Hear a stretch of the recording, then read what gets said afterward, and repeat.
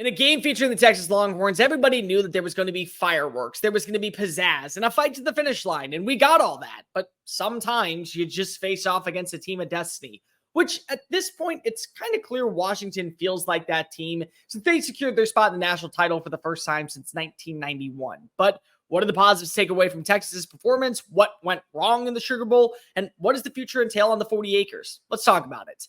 If you are new here, welcome on into the channel. My name is Cole Thompson. I'm a radio show host based in Houston, and I talk college football daily. So if this is the type of content you enjoy, plus anything going on with coaching searches, the transfer portal, national championship news, Michigan versus Washington, we get a Big Ten brawl down in Houston.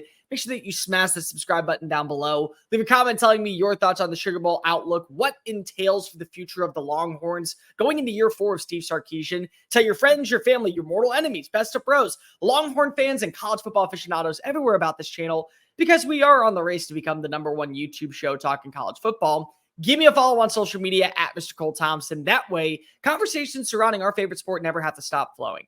Okay, so Texas loses 37-31 in the Sugar Bowl. And to me, there's a bit of disappointment, but there's also a bit of security about knowing your future. Let's go with the latter part first. Let's go with the former part first.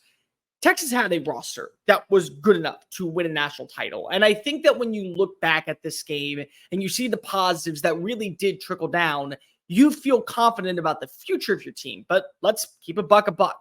Quarterback Quinn Ewers is good enough to win you a game. Wide receivers, you have 2 future NFL studs on the outside. You have a reliable slot target in Ja'Tavion Sanders at tight end. Jordan Whittington was a third down machine throughout the regular season. Your offensive line, you felt confident in, and your defense did its job in the areas of strength. We knew that this was going to be a team that isn't going to run the football effectively. And for the most part, Texas's defensive line handled business. Yes, they allowed Dylan Johnson to find the end zone twice in the red zone, but those were plays set up by passes deep downfield from the man, the myth, the legend, and a folklore in college football, Michael Penix Jr., which is ultimately where this resides. Texas feels bad. And if you are a Longhorn fan waking up on this Tuesday morning trying to figure out what went wrong, you didn't match the same intensity as Washington. That's really what this comes down to. And it happened on multiple instances where Washington was able to capitalize and put up a point and get a score and extend their lead. And you either had a turnover or a punt. And that kind of lost the inertia and the growing feeling that was successfulness coming towards your sideline. The two fumbles. That's going to be a heartbreaker. And that's going to be one to where I think both Jaden Blue and a guy like CJ Baxter will learn from it. And they'll realize their careers won't be defined by this moment. But for now, the pain stings because of you tied at halftime. Washington comes out and they capitalize immediately. You watch as Rome Odunze goes deep, and then you see Jalen McMillan at the back of the end zone with a human dart from literally a man who felt like he was flying on air last night, Michael Penix Jr. And you fumble on the very next play. And so you're not meeting that same momentum that you saw in the first half. And now Washington gains that inertia. And now Washington continues to extend its lead. But the good news, if you are Texas, we saw a different brand of the Longhorns last night. And this is one that we continue to see in a season full of mysteries and questions and really a lot of positivity if you are a Longhorns fan. The same nonsense that would occur for years on end no longer is running the show. It's no longer happening. Where years past, you wake up for the big game, you show up, you ball out, you play up to your P's and Q's, and then you crumble under pressure against a 5-7 West Virginia or against a 4-8 Texas. And I'm not saying that there weren't scares along the way. There absolutely were. The Kansas State game was one. I think you have to throw in what happened down at TD-ECU Stadium as one. There were multiple instances where you thought, this is where Texas collapses. But just like last night, they rallied. Plain and simple.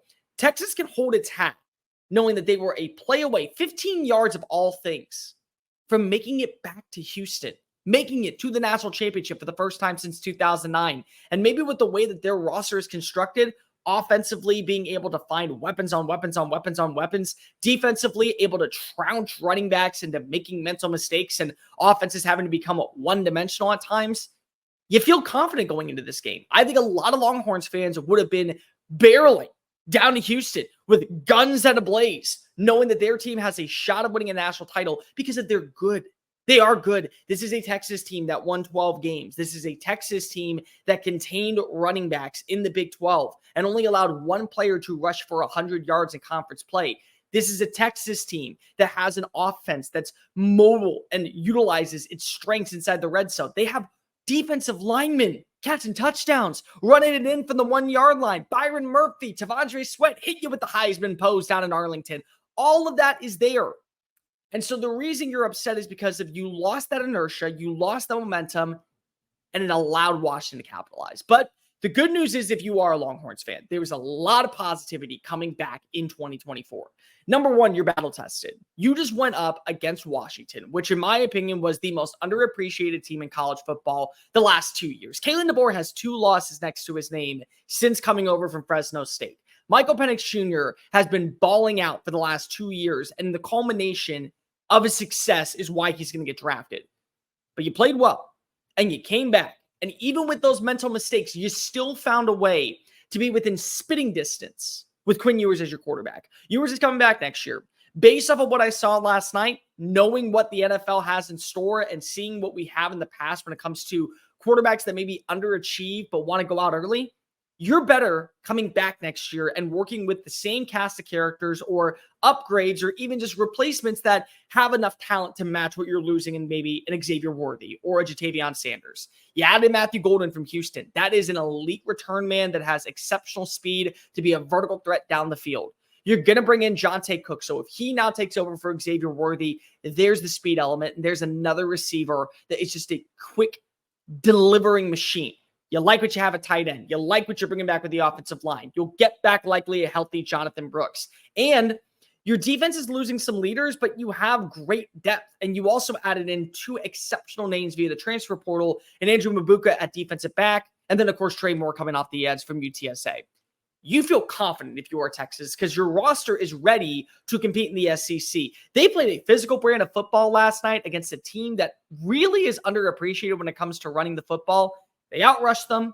They held them to 2 touchdowns and also only 3.2 yards per play. And they're loaded with depth, which has always been a problem for Texas. It's not about the man who's sitting in the starting lineup. It's about that next man up mentality. And they haven't had that for years. They never had it underneath Charlie Strong. They lost it a little bit underneath Mac Brown. They were starting to gain it and then lost it underneath Tom Herman. They have that with Steve Sarkisian. Not to mention you're coming off of back-to-back top 3 recruiting classes. So those are players that you believe can be difference makers, not in the Big 12, but in the SEC.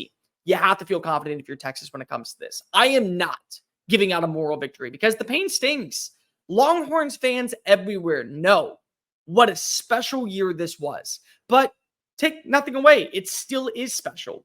This is a Texas team that we consistently make jokes on about being BACK. And even though it's NOPE right now, you are seeing a trend in the right direction where there's a mentality inside the locker room. We're down, but we're not out. We're down, but we still have a shot. You give us one play, best not miss, because if we strike, we're coming in guns hot. That's the way that you look at Texas moving forward. So was it sad to lose in New Orleans? Absolutely. Were there mistakes made to where you feel like if this thing swings our way, maybe we'll walk away victorious? Absolutely. But is there reason for optimism going into the SEC in 2024? Absolutely. In fact, I would say right now, Texas is built better than half the teams that are already implemented and indoctrinated in what SEC branding is all about. So the Longhorns should feel confident going into next season.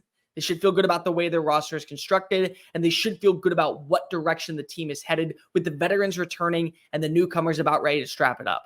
This is just the foundation underneath Steve Sarkisian. You know you have the right coach. You know you have the right personnel. You know you have the right consistency, and you're doing the things that are necessary to be a contender for years on end. If you are a Longhorn fan, be sad, be bitter about the moment, because if you realize that a national championship was taken away from the clutches of your hands, sometimes just go up against a team of destiny. Sometimes you just face off against a quarterback that is never going to miss. Both things felt true last night, but that does not mean that the future isn't bright down on the 40 acres. In fact, you could say that light is beaming to where you're blinded by what's in store coming in 2024. Hey guys, thank you so much for watching that video. Don't hit the X button yet. Make sure you hit subscribe to keep up with all of our daily content found on Just Saying It and anything else that we post on this channel. Bye.